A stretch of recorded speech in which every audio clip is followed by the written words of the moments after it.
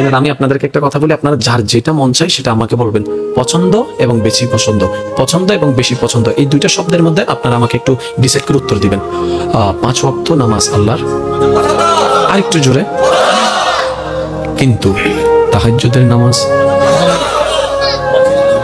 না, আপনারা বলেন, আমি বলবো না। তাহাজ্জুদের নামাজ কি রে?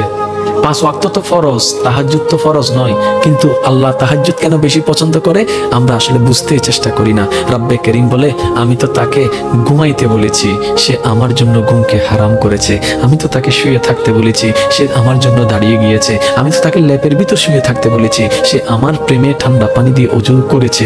আমি তাকে আসতে বলি নাই, সে নিজে থেকে এসেছে। আমি তাকে ডাকতে বলি নাই, সে নিজে থেকে ডেকেছে।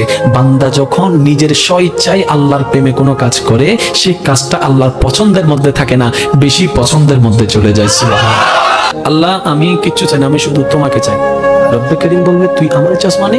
বলে যে, আল্লাহ, যতদিন বোকা ছিলাম দুনিয়া চেয়েছি, এখন থেকে আমি আশেক হয়েছি, তোমাকে চাই। কারণ আমি বুঝতে পেরেছি, তুমি যার হয়ে যাবা সারা বিশ্ব তার এমনিতেই হয়ে যাবে। সুবহানাল্লাহ।